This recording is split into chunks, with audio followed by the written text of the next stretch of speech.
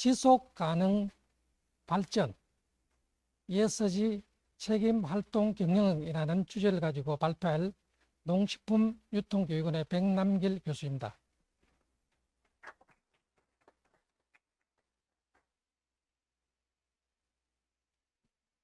올 초에 우리가 잘 알고 있는 애플의 팀 쿡이 중대 발표를 한다고 이야기했습니다. 많은 매스컴에서는 환호를 했죠. 애플에서 중대 발표를 한다고 이야기하니까 많은 기업의 사람들은 관심을 가지고 굉장히 멋있는 자동차와 함께 등장을 했습니다. 뭘 이야기를 할까 고민을 했는데 이 사람은 자동차에 대한 이야기를 하지 않고 애플워치에 대한 이야기도 하지 않았고 애플의 신제품 이야기도 하지 않았습니다. 여기 나와 있는 인종과 평등과 정의에 대한 프로젝트를 소개하기 시작을 했습니다. 사람들은 환호하기 시작했죠. 이게 뭐지? 많은 사람들은 염려하고 걱정을 했습니다. 많은 주주들은 거기에 힘을 보태서 앞으로 나아갈 방향을 제시했습니다. 그쯤에 마이크로소프트사의 스미스 법률 CEO가 유사한 이야기를 했습니다. 마이크로소프트사의 홀로랜드라든지 AI라든지 클라우드 같은 그런 이야기를 하지 않고 ESG 경영에 대한 이야기를 하기 시작했습니다. 뭐지? 하는 그런 마음으로 사람들은 관심을 가지기 시작했는데요. 그러면 우리가 두 가지 관점에서 접근해 볼 수 있습니다. 하나는 뭘까요? 누가 평가하는가? 세계적으로 약 460개의 관련 기업, 협회, 단체에서 ESG를 평가를 하고 있습니다. 정량적인 수치를 가지고 평가를 하고 있죠. 그건 우리가 일반적인 그런 현상이고, 그런데 우리가 관심을 가져야 될 부분이 뭘까? ESG의 경영에 대해서 평가하는 소비자들의 주체라는 이야기입니다. 그게 인구의 약 34%를 차지하고 있는 MZ 세대들이 이러한 기업, 윤리적, 도덕적 기업에 환호하고 평가하고 한다는 거죠. 이러한 소비자들의 우리가 그 관점을 가져야 되기 때문에 우리는 ESG 경영에 관심을 가져야 된다. 지금부터 제가 제시하는 이런 자료들은 제가 12월 달 전에 나와야 될 학술적 가치가 있는 내용들입니다. 제가 지금 통계 분석을 통해서 제시하고 있는 거고요.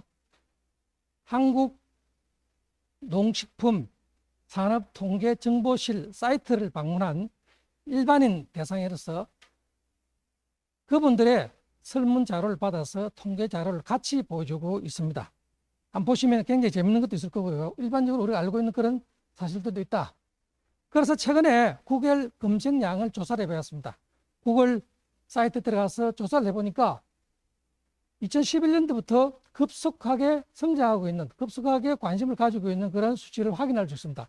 이러한 기업들은 미국과 일본과 영국과 독일 같은 이런 거대 기업들 또는 소위 말해서 잘 살고 있다는 그런 기업에서 이런 검색량이 늘어나고 있다는 거죠. 당연히 우리나라에도 이렇게 많이 검색하고 있는 사실들을 확인할 수 있습니다. 자, 그러니까 2021년도에 많은 기업의 CEO들은 가만히 있을 수가 없겠죠. ESG가 뭐지? 하는 그런 중요성을 가지고 사회적 책임 역할, 기업의 지배 구조 개선, 환경에 대한 책임, 이런 부분들을 갖다가 신년사에 막 집어넣기 시작을 했습니다. 그래서 이러한 ESG가 과거에 돈의 중심에 있다면 지금은 사람 중심으로 바뀌었다는 이야기를 하고 싶습니다. 자, 그러면 ESG가 뭐냐? 다행히 최근 이슈나 트렌드를 가지고 늘 한국농산식품공사의 연구 과제로 선정해서 하고 있습니다. 올해 과제가 다행히 ESG 경영에 대한 소비자 인식 연구였기 때문에 최근 자료를 이제 보여줄 수가 있었는데요. 우리가 말고 있는 환경과 사회와 지배 구조는 학문적 영역을 좀 더 구체화시켜야 할 필요가 있다. 환경에 대한 책임 경영, 사회에 대한 책임 경영과 지배 구조에 대한 개선 부분이 들어가야 되고요. 이러한 내용들은 두 가지 관점에서 볼 수 있는데, 하나는 지속 가능한 발전을 보여주기 위한 거고, 두 번째는 사회적 영향력입니다. 이 영향력. 자, 여기서 우리가 문제에 대한 해답을 찾을 수 있겠죠. 이러한 일을 잘하고 있는 그런 기업에는 당연히 기술 투자와 고용 창출하기 위한 직원 관리, 이러한 직원들은 우수한 제품을 만들어낼 수 있을 거고, 그러니까 당연히 기업 이익을 극대화시킬 수밖에 없습니다. 투자자들은 환호하게 되고요. 자본 조달에 용이하고, 그러니까 기업의 이미지나 브랜드 가치는 상승할 수밖에 없으니까 이러한 기업들은 지속 가능 성장을 하는 데 있어서 선도적인 그런 역할을 할 수 있다는 거죠. 자, 그래서 이제는 단순히 ESG를 갖다가 보고 판단하는 그런 기준이 하는 게 아니고 ESG에 많은 기업들이 어떠한 역할을 하고 기여하고 이바지하는가에 대한 소비자 관점에서 우리가 접목을 해야 된다. 저도 왜 중소식품기업을 말씀드렸냐면 상대적으로 대기업 외에 몇몇 기업들은 우리 중소식품기업들은 굉장히 열악한 환경을 가지고 있다. 자, 그러한 기업들은 우리가 매스컴에서 그렇게 떠들고 있는 그런 사실들을 실제 자사기업에 적용하기 굉장히 어려운 부분이 있다. 그럼에도 불구하고 우리는 가야 되는 그 이유가 뭐냐? 자, 세계적으로 지탕받고 있는 많은 기업들이 제 역할을 하지 못해가지고 도산된다든지 아니면 소비자들부터 외면받는 그런 사실들을 볼 수 있습니다. 자, 그러면 한번 보자고요. ESG 경영에 대한 가치관이 변하고 있는데, 자, 그렇다면 이러한 책임 경영 활동을 갖다가 사람들은 어떻게 생각하느냐? 생각하냐고 물어보니까 95%가 꼭 필요하다고 이야기를 했습니다. 근데 내가 교육받은 적이 있습니까? 물어보니까 16.6%밖에 교육을 안 받고 있대요. 근데 16% 교육을 받고 있는데 그럼 어디서 받았냐고 물어보니까 인터넷 매체나 방송 매체를 통해서 받고 있다는 거죠. 근데 상대적으로 정부 정책이나 관련 교육기관에서 받고 있는 수치는 굉장히 저조하다는 사실입니다. 여기에 우리가 시사점이 있고요. 자, 물론 이러한 이야기들은 올 초에 레리 핑크 블랙락 자산운용 회장이 기업 보고서를 통해 가지고 많은 기업들한테 ESG 성과에 나쁜 기업들은 우리는 투자하지 않겠습니다 하는 발표 이후로 더 이렇게 확장된 이유도 있습니다만, 그럼에도 불구하고 사람들은 그 제품을 구매를 할 때 물론 이 안에는 그 표본을 선정하고 조사 설계를 구성을 할 때 ESG 제품에 실천한 기업의 제품들을 쫙 나열하고 이러한 제품들을 구매한 경험이 있습니까? 하는 그런 주제를 갖다가 하고 설문을 받았습니다. 그러면은 아직까지 ESG 경영을 실천하는 그런 기업에 확인하고 구매하는 사람들은 27.6%밖에 안 된다는 거죠. 그러니까 우리한테는 아직 기회가 많다. 자, 그런데 어떤 제품을 주로 구매하십니까? 물어보니까 우리가 잘 알고 있는 밀키트 식품 또는 꾸러미 식품들을 하고 있더라. 근데 재밌는 거는 그렇다면 앞으로 뭘 더 구매하겠습니까? 하니까 이제는 굉장히 다양한 종류들의 제품들을 갖다가 구매하겠다는 그런 결과치를 제시하고 있다. 굉장히 고무적이죠. 자, 그러면은 너는 무엇을 위해서 이 제품을 구매하십니까? 그 목적이 뭐냐고 물어보니까 우리가 사회적 책임 역할, 기업의 지배 구조, 환경보호, 이도 있지만은 이 환경이나 쓰레기의 문제에 내가 기꺼이 참여할 수 있더라. 내 제품을 구매함으로 해서 참여할 수 있고 기여하고 있다는 것은 굉장히 의미 있다는 거죠. 그런데도 불구하고 많은 기업들은 친환경 소재를 가지고 긍정적이고 굉장히 소비자 친화적인 그런 제품들을 갖다가 하고 있다는 걸 볼 수 있습니다. 아스다 같은 경우, 오카다 같은 베이커리 회사, 네슬리, 라파제 이런 많은 회사들은 전 세계적으로 친환경 제품들 또는 기업 친화적인 게 아니고 소비자를 위한 그런 ESG 경영을 실천하는 기업들이라고 볼 수 있습니다. 여기서 좀 확장된 인증 표시가 뭐냐면 Bcorp 인증 표시입니다. 오늘은 한 3가지 종류의 새로운 이야기들을 갖다가 새로운 이야기라고 할 수는 없겠죠. 시사적인 거, 사회 흐름을 빨리 파악하는 분들은 한 번쯤 다 들어보고 그 이야기를 잘 알고 계시겠습니다만, 그래도 농식품에 관련된 일을 하고 거기에 교육을 담당하고 있는 입장에서 Bcorp에 대한 이야기를 갖다가 이야기를 하고 싶습니다. 74개국 국가에서 약 150개 산업에서 그걸 적용하고 있는데, 이러한 일은 길버트 하울렌이 비례 배사를 순수하게 민간 사회 활동 차원에서 시작을 했다. 그런데 지금은 이러한 기업들이요, 기업의 사회적 가치를 측정하고 공익적 목적에 대한 측정 기준으로 활용하고 있다는 것을 볼 수 있습니다. 자, 이거는 뭘까요?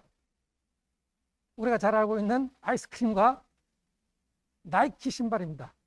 자, 그러면은 나이키에서 요번에 야심차게 협업을 통한 신제품을 만들어냈습니다. 청키덩키라는 제품들을 갖다가. 자, 그러면 왜 이러한 모양의 제품을 만들어냈냐 이거죠. 이거는 벤앤제리스가 가지고 있는 ESG의 책임 역할과 또 이 사람들이 가지고 있는 이상주의적인 그런 기업 활동을 통해서도 성공 가능하다는 그런 차원에서 이 사람들이 협업을 통해서 만드는 제품입니다. 그래서 이런 이야기도 있습니다. 지브라는 돈은 사람과 같다. 돈을 고통스럽게 나누지 못하는 사람들은 죽이지만은 그걸 나눠준 사람들한테는 굉장히 활기차게 만든다는 그런 재밌는 이야기도 했습니다. 근데 올 초에 또 더 재밌는 이야기가 나왔네요. 포브스에서 이번 8월 1일자로 굉장히 재밌는 기사가 나왔습니다. 우리가 잘 알고 있는 미국의 금융을 좌지우지하는 이스라엘의 돈. 벤앤제리스 이사에서는 이스라엘 계열사의 라이선스를 취소하기로 결정했다. 그래서 유니레버 회사에서는 굉장히 곤혹스러운 입장에서 처해 있다. 자, 그러면은 이스라엘에 대한 그런 세계 경제에 대한 영향력을 이야기를 했을 때 미국은 30세계 주에 이스라엘 기업을 보이콧하는 데 대해서는 정부가 투자를 하지 않는 그런 법이 통과할 정도로 엄청난 영향력을 가졌음에도 불구하고 벤앤제리스는 과감하게 그런 라이선스를 갖다가 파기하겠다, 포기하겠다는 그런 이야기를 하고 있습니다. 자, 이 사람들은 78년도부터 굉장히 어려운 그런 여건 속에서 했다는 그런 사례들도 있고요. 자, 잠깐 요거 볼까요? 이 사람들이 어떤 사람인지. 소리가 안 들리네. With the bucks now rolling in, Ben and Jerry choose to use their newfound wealth. 자, 오늘의 사례는 벤앤제리스. 우리가 아는 사람은 알고 모르는 사람은 모르는 이 회사의 ESG 활동을 갖다가 소개를 하겠다는 겁니다. What makes Ben and Jerry's really different is they are very true to their social mission. They wanted to be their own bosses, and they wanted to do it their way, and often with an idealistic twist. Ben and Jerry are a new breed of businessmen, one that combines 80s consumerism with 60s values. They weren't just selling you good product. They were selling you an idea, an image, a dream. By 1983, with business booming, 자, 여기 있는 내용들이 이거 이야기입니다. 자, 이 사람들은 2차 세계대전이 끝난 이후에 평화를 이야기를 했고요. 지역 상품을 우선 구매한다는 이야기도 했고, 그 다음에 자신들의 어떤 가치관을 바탕으로 해서 기업을 운영한 그런 대표적인 사례들이기 때문에 새로운 종류의 사과가 태어났다고 많은 글로벌 소비자들은 환호하고 있다. 이 사람들은 그 소위 공룡 기업이라고 이야기하고 있는 하겐다즈와 소송을 통해서 승리하면서 더 유명하게 됐는데요. 2000년대에 윤리랩사로 인수합병이 되었습니다. 이 사람들의 승계 조건, 제가 이야기하고 싶은 건 이겁니다. 이 사람들이 인수합병을 당하면서도 승계 조건을 제시를 했습니다. 이걸 받아들이지 않으면 우리는 당신네들한테 법적 책임을 묻겠습니다 하는 거. 우리가 제시하는 이 약속을 이행하지 않으면 법적 책임을 묻겠습니다. 굉장한 거죠. 어떤 이야기냐? 버몬트 지역의 거주자들한테 주식 공모권을 우선 배당하겠다. 방목 사유관 계량만 사용하겠다.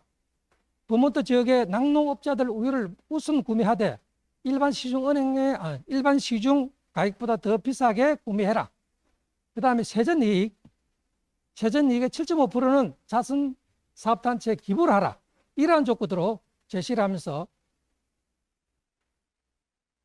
미국에 또는 세계적으로 도덕적으로 윤리적으로 우수한 기업으로 인식되었을 뿐 아니라 이러한 선행을 하면서도 성공할 수 있는 사례를 보여줬다는 거죠. 자, 제 연구의 결과입니다. 실질적으로 구조방정식 모양으로 분석을 해보니까 기업의 지배 구조와 환경 책임, 사회적 책임은 기업 이미지에 직접적으로 연관이 있더라. 기업 이주는 기업 평판에 당연히 있는 거고요. 지배 구조만이 기업의 평판에 영향을 미치지 않더라. 그렇지만은 환경 책임이나 사회적 책임은 기업 평판에 영향이 미치더라. 적합 지수와 정본 적합 지수를 통해 가지고 우리는 결과치를 같이 함께 제시를 했습니다. 그래서 이러한 기업들은요, 그냥 단순히 어떤 부정적인 그런 사건이 일어났을 때도 ESG 경영을 실천하는 이런 기업들은 긍정적으로 소비자들이 인식하게 되더라. 왜? 미닝아웃이라고 이야기하고 있는 이런 소비자들이 자신의 신념과 가치와 취향이 맞다면은 이러한 기업들의 소비하는 그런 흐름들을 가지고 있기 때문에, 그래서 우리는 이러한 소비자 약 34%를 차지하고 있는 MZ 세대들한테 우리가 관심을 가져야 된다. 제가 15분까지 끝내라는 사인을 받아가지고 그 시간에 맞추겠습니다. 자, 그래서 많은 기업들은 상생 발전을 하기 위해서도 하고요, 새로운 기술을 보급하는데 지원을 해주기도 하고, 또 온라인 진출을 확대하는데 도움을 주기도 합니다. 지방 소멸에 대한 그런 지원도 가능하고 있고요. 이 수많은 것들이 우리의 기업들이 나아가게 될 방향이라고 볼 수 있는데, 그런데 여기에 우리가 명심해야 될 게 있습니다. 그린 와싱을 조심하라는 이야기죠. 가짜, 쇼하는 사람, 쇼윙하는 사람들, 진정성이 결여된 이러한 사람들한테는 지금 현재 소비자들은 가짜 없이 응징을 한다는 이야기입니다. 그래서 그런 기업들은 굉장히 많습니다. 아까 레리 핑크 회장이 이야기한 블랙록 회사에서도 본인들은 직접 화석 연료를 쓰는 기업에는 투자를 하지 않겠다는 이야기를 해놓고도 2011년도에 굉장히 많은 돈을 투자를 해가지고 사람들한테 이중적인 쇼를 하지 않느냐 하는 그런 지탄을 받게 되었습니다. 물론 기업 경영자들은 주주라는 거대한 집단들이 있기 때문에 내가 다 할 수 있는 그런 건 아닙니다만, 그래도 이런 보여주기 위한 쇼하는 이런 부분에서는 우리가 늘 관심을 가져야 되고, 또 이러한 기업들은 도태될 수밖에 없는 그런 사례를 볼 수 있다. 자, 그래서 MZ 세대에서 나왔던 부분이 뭐냐면은 돈줄이라는 이야기가 있습니다. 혹시 들어보셨는지 모르겠는데, 돈을 혼줄 낼 정도로 폭탄이 떨어지는 것만큼 이렇게 많이 주겠다는 그런 뜻이거든요. 우리 잘 알다시피 가정에 좀 불우한 형제가 치킨집 앞에서 서성거리고 있으니까 가맹점 주고 와가지고 치킨을 제공하고, 또 이 친구를 데려가지고 미용실에 머리도 깎여주고 그런 선행을 했는데, 그게 분명히 진심이 들어있기 때문에 그런 일을 할 수 있겠죠. 그러니까 이 친구들이 가맹점 본사에 편지를 보내가지고 늦게서 그러한 사실들이 알려지면서 많은 사람들이 해시태그를 보내고 사장님 힘내세요, 또는 주문을 하고 물건은 주지 않아야 됩니다 하는 성금 형식으로 이렇게 지원한 그런 돈줄, 이러한 사례들이 우리가 앞으로 나아가야 될 우리 중소식품기업이 나아갈 방향이라고 저는 생각합니다. 자, 이러한 사례는 굉장히 많습니다. 벤틀리 가방을 활용해 가지고 억대의 수제 가방을 만드는 사실들, 우리 방탄소년단의 아미들이 이 백팩을 갖다가 가지고 다니면서 더 유명해지고, 최태원 회장이 여기에 관심 가지면 더 유명해진 이런 사실들. 자, 그 다음에 우리가 매일 마시는 맥주박, 1년에 40만 개의 아파트를 꽉 채울 정도로 그렇게 많이 소비되고 있는 이런 것들을 갖다가 재활용해 가지고 상품화한 이런 사례. 자, 이런 것들이 우리가 가야 될 그런 일이 아닌가 생각하고 있습니다. 매스컴에서 올 봄에 굉장히 많은 이야기를 했죠. 못난이 감자, 못난이 호박, 팔아주기 운동, 이런 것들이 ESG 경영을 실천한 사례다. 자, 그래서 이제 결론을 가고 있습니다. ESG 경영은 대단하라고 이야기를 했는데, 이 얘기는 소위 말해서 창세기 이전부터 일어났다는 그 사례를 쫙 이야기할 수도 있는데요. 그야말로 CSR이 기업의 사회적 책임과 역할 차원에서 일어났던 그 이전에 일어났던 그런 일들이 이 코로나 상황과 이 자연환경의 파괴, 어려움, 이런 부분에서 기업이 뭘 해야 될지, 우리 관이 뭘 해야 될지 그런 방향성을 제시하는 데 굉장히 큰 역할을 하더라. 그럼 우리가 일상생활에서 하고 있는 그런 기본적인 거죠. 물을 아껴 쓰자, 전기를 아껴 쓰자, 그 다음에 이웃들하고 잘 지내자, 쓰레기 버리지 말자, 타인한테 피해주지 말자, 기본적인 이야기입니다. 그런 기본적인 거, 보편타당한 그런 상식들이 통하는 그런 세상이 ESG 경영을 실천하는 그런 기본적인 모멘텀이라는 거죠. 그런데 우리는 늘 그 밖에서 거대한 것만 쳐다보고 있다는 거예요. 우리 주위에 굉장히 일반적인 그런 사실들을 실천하는 것부터 시작되는데도 불구하고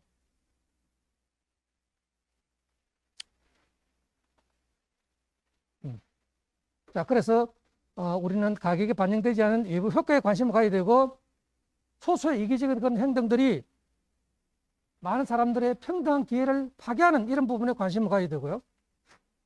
공익적 희생을 위해서 우리 모두는 유리한 게임의 원칙을 갖다가 만들어줘야 되고 이 자본주의 세상에 내 개인적인 이익을 위해서 기관이나 국가를 이용하는 그런 잘못된 사람들한테 정확하게 올바르게 우리가 그걸 심어줘야 된다. 그걸 바탕으로 지속 가능성을 유지할 수 있더라. 그래서 파이코 노목서에는 이런 이야기가 있습니다. 우리가 이익을 내지 못하는 기업의 CEO가 쪽팔리다고 생각하지 말고 내가 내는 이익을 ESG 경영을 실천하지 못하는 그걸 가치를 창출하지 못하는 것에 대해 쪽팔리게 생각하라.